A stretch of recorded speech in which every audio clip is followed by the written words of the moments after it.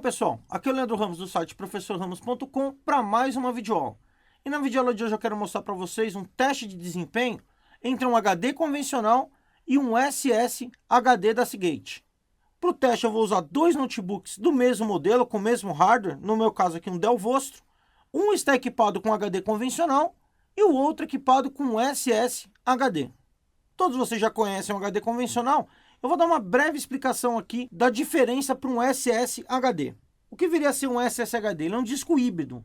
Ele tem tanta tecnologia convencional de armazenamento, quanto ele tem memória NAND, memória flash, para armazenar. Ou seja, ele é um disco que tem parte disco convencional, parte um SSD, ou seja, um Solid State Drive, um disco em estado sólido.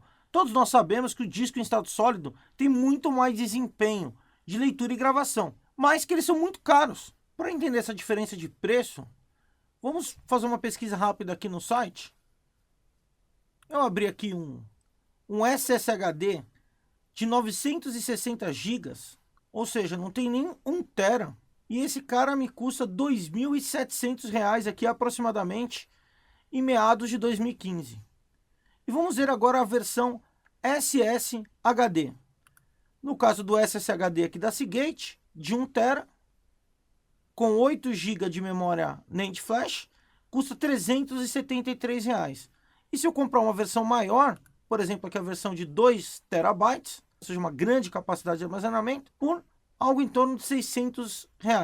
Então, notem aí como é muito caro hoje um SSD, e eu tenho uma solução aqui com custo-benefício bem interessante.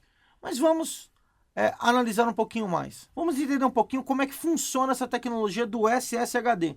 Porque vão falar, mas ele só tem 8 GB de memória flash, de memória SSD.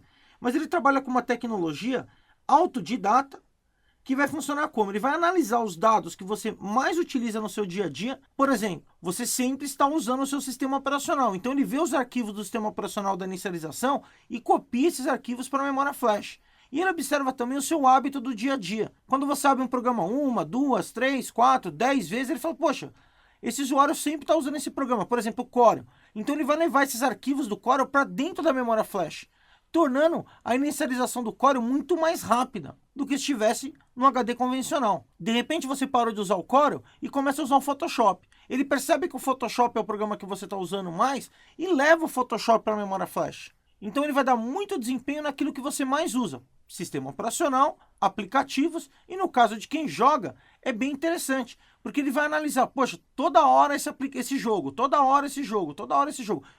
Opa, leva o jogo lá para a memória flash. E aí você teria o desempenho naquele game igual se você estivesse rodando num SSD.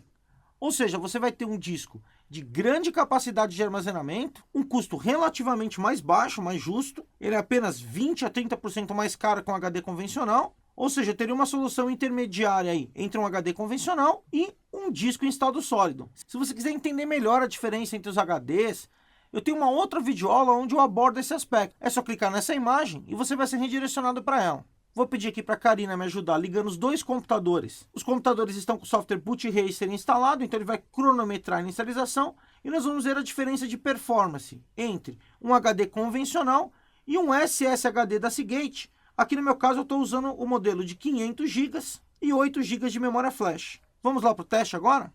Vou contar aqui com a ajuda da Karina para ligar os dois notebooks da Dell. Dois notebooks Vostro, mesmo hardware.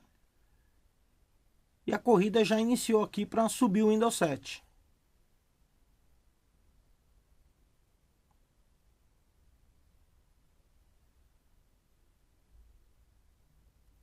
Já posso observar aqui uma ligeira vantagem de um lado.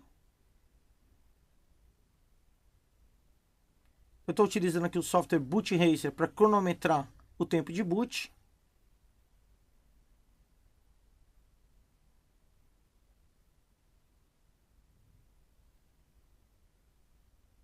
E temos um vencedor aqui com 17 segundos, que é o HD SSHD. A outra máquina ainda não terminou de inicializar. Vamos aguardar. Agora sim, com tempo de 32 segundos. Então tá aí. o SSHD com tempo de 17 segundos para subir o Windows 7 e um HD convencional com tempo de 32 segundos, o que me dá uma diferença de 15 segundos na inicialização do sistema operacional. Bem interessante esse teste. Bom, é isso aí, espero que vocês tenham gostado. Quem gostou, não esquece de deixar aquele joinha, acessar o nosso site aqui, professorramos.com, se inscrever no nosso canal e fazer parte desse grupo de mais de 130 mil pessoas, curtir a nossa página no Facebook e no G+. É isso aí, professorramos.com, compartilhando conhecimento. Até a próxima!